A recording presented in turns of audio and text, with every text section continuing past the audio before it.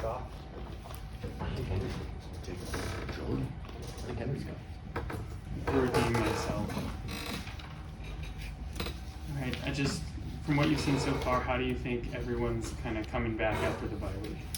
You know, I really like where we're at right now. I think we had a productive week last week, but we're at the same time we're able to mentally and physically give some guys some downtime and try to get a little healthier, refreshed, and I really like the way we attacked practice last night and what we were able to get accomplished. And we know there's a huge test ahead, and you know, a lot of great things happening this weekend with homecoming and everything. So I think they're embracing the opportunity, but know it's a big challenge ahead. You got big noon kickoff, it's the same weekend as homecoming. Just what does that potentially kind of confluence of things mean for your program? Well, I think it's another great opportunity for us to show the progress of our program, to show what this group is all about, where we're heading. Again, same thing. If they weren't coming, but that's great on a national stage for the college football world to see the Kansas Jayhawks. And at the same time, I think it's a great opportunity for our alumni and fans that are coming back to Lawrence, or some that maybe haven't been back in a while, or ones that are coming back for that annual trip to see the progress of our program. So a lot of wins there, a lot of great opportunities for our program, our athletic department, university, and community. And then just as he continues to recover from injury, how is Jalen Daniels progressing? Still progressing. Again, I remain very encouraged, again, kind of gonna leave it there. I think it's still in the doubtful area, but doubtful, questionable, and those things. But again, I remain very optimistic. Has Jalen been able to do more? Yes. Last year you guys had College Game Day. These big pregame shows, just how do you feel like they help on the recruiting front? How did you notice last year how that changed things? It's hard to, when you use it, you send things, or you're talking to them, young men know, and they know what that means when these places pick your campus to have the opportunity, or your game is spotlighted in that capacity. Again, you go back to where we were 2.5 years ago, or wherever, to where we are now sometimes we don't have a lot of time to reflect like that, but it's mind-blowing to where we're at for these things to happen, and it's exciting, and I think it hopefully is going to continue to pay dividends for us, and then take that and take another step on the field. And we talked about the recruiting side of things for you guys last week during the bye week, getting to go out. How do you determine what's a priority during that short period? Again, it's a balance. You're trying to get out to be seen. We wanted to get to as many places as we could. There's some that, based on certain schedules and other things happening, that we could get to some Thursday night games like I did, and then guys were places on Friday, and then guys were seeing games on Saturday as well.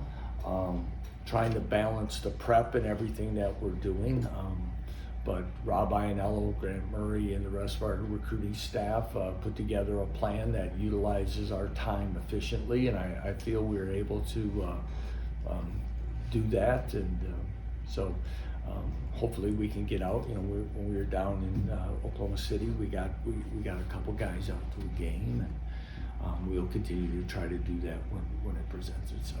Yeah, and for you guys doing the prep for Oklahoma, I guess during a bye week, how much of it is self-scouting and how much of it is looking ahead to the next opponent? Yes, it's kind of like that. We're doing some. I would say probably not as much of the younger players as maybe we've done in the past, which is unfortunate based on we tapered down some things, and like I said, gave some guys.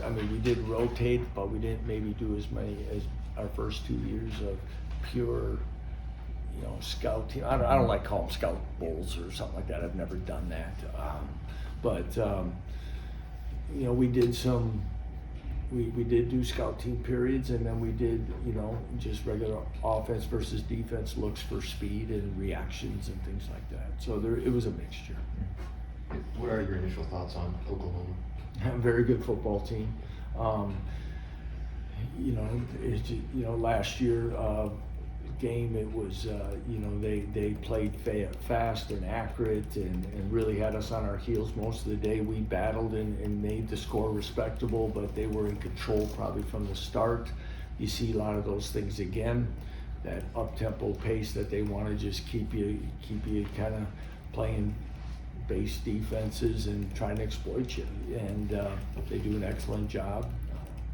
Jeff Levy's an excellent offensive coordinator. He's one of the best in the country at running this system, and they got a quarterback that does an excellent job of running that. He's very accurate. He can extend plays. He can run and create things with his legs.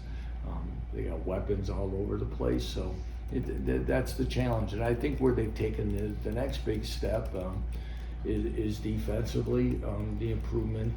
They used the portal very well and created a lot of depth all across the board. And again, I'm extremely impressed with their defensive team speed as well. Yeah. Have you noticed anything year 2 of that coaching staff comparatively to year 1? Yeah, I think, I don't know, I don't want to speak for Coach Venables. I'm not him, I'm not there, but I think for any of us, especially for someone that I can reflect at my own experiences of, you can spend your whole life preparing to be a head coach, but until you get to actually sit in the chair and go through those things, it's different. And then you get more comfortable in that role, and some things come to light. And again, especially taking over a program that's been highly successful, you don't change things just to change them, but at the same time, after a year on the job, you put your own fingerprint on it. And I think he has done that by really how you've seen the defense really kind of change itself, and confidence that they're playing in. I believe he's calling the defense now, and heavily involved, and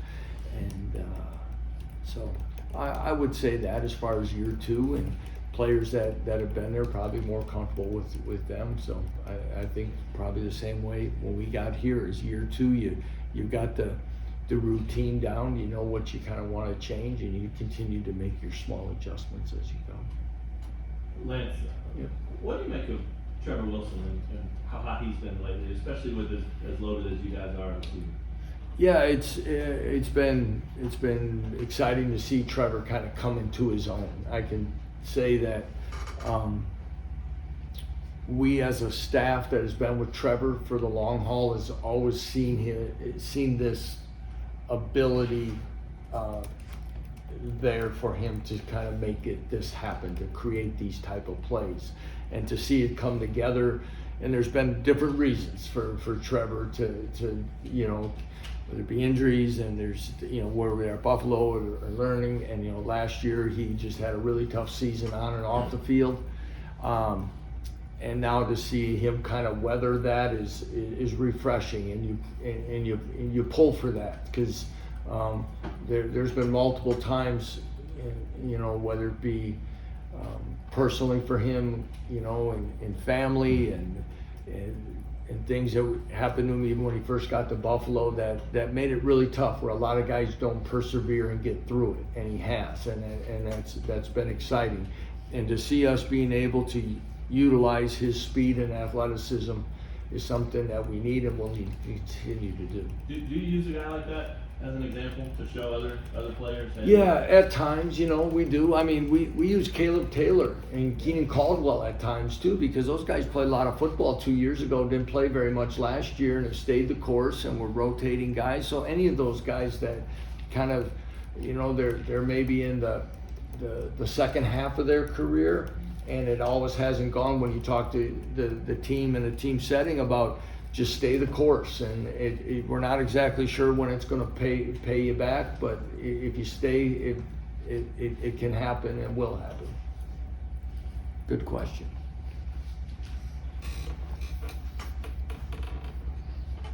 Oklahoma does the up-tempo offense, and I think UCF has won, Oklahoma State has done it too.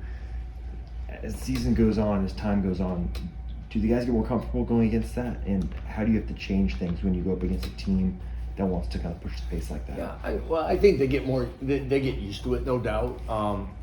As a staff, there's a lot of different ways through the years you learn to practice that, because when you don't do that, you're trying to replicate it, and then using scout team players and that aren't used to that, and it's hard enough sometimes to run the scout team for various reasons. So we try to find different ways. I think our guys do. I think last year, as we remind them, you watch things. We're watching everything from average ball snap between plays to all those things to create that sense of urgency. But yet we got to continue to play hard, and then get lined up, and then get the next call. So yeah, it's a process, and playing UCF just a few weeks ago, and now I think will help us in some regards. And I guess looking at the final 5 games of the season, what is it going to take for you guys to finish fast? Well, again, I'm in a week-to-week mode. Okay, you're probably looking at it differently, but again, I think I know where the reason is from last year's maybe to this year. And again, if you remember at the beginning of the year, or maybe even last spring, I think I sat in this room and said, we can be a better football team, and probably will be a better football team than we were last year, but I can't promise it's going to show up in the record. Okay, and that can hold true when you look at it across the board in this conference. It's how you're going to match up. So it's going to come down to A, staying healthy. B, we got to be able to execute and stay physical, and be able to create our balance and offensive explosiveness. We've got to be able to prevent big plays and tackle well on defense, and find a way to win something in special teams. And that's going to continue on. There's not a magic, hey, if we just do this, we're going to be set. We've got to continue to do what we do and keep pushing our players to be better today than they were yesterday. I know it's kind of boring, but that's really where it gets to. And I think, again, where we're at health-wise and some things is pretty good right now, and we've got to be able to stay that course and bounce back. I mean, it's tough to, we haven't played now, it'll be 2 weeks, so if you look at OU and Texas didn't play the week before, okay? I don't know if that had to do with anything, the scores of their game. I don't want to take away from those 2 opponents that played them to the wire, but we got to come off this break. You can be refreshed, but you better be able to come out of the gates well and play well off of it. So those are all going to be the things that we'll talk about as we go down these final 5. Did you gain any clarity on either of the penalties that were, I guess one of them wasn't called, one was called in the fourth quarter? Clarity, not completely. I'd say no to clarity, other than they supported the calls made. That's about all I can tell you. Okay. Anything else, Coach? I will give you one or two other injury updates. That Logan Brown had surgery last week, and Logan will be out for the rest of the season. Okay, so you won't see his name there. And hopefully we can look at filing hardship for that as well, and get his year back. I don't know if did I give you Andrew Russell a couple weeks ago? Andrew Russell had surgery as well. So he, so Ron McGee and Andrew and Logan are the ones that are definitely out for this season. Okay. Anything else with Hayden? Hayden was back at practice yesterday, doing some. That'll still be up in the air as of now. Demarius McGee's been out for a while, and he's still out. Hopefully we get closer on that. So trying to think if there's anybody else that's definitely in those categories. That's the best I can give you at the moment. Okay. All right. Thank you. Appreciate it.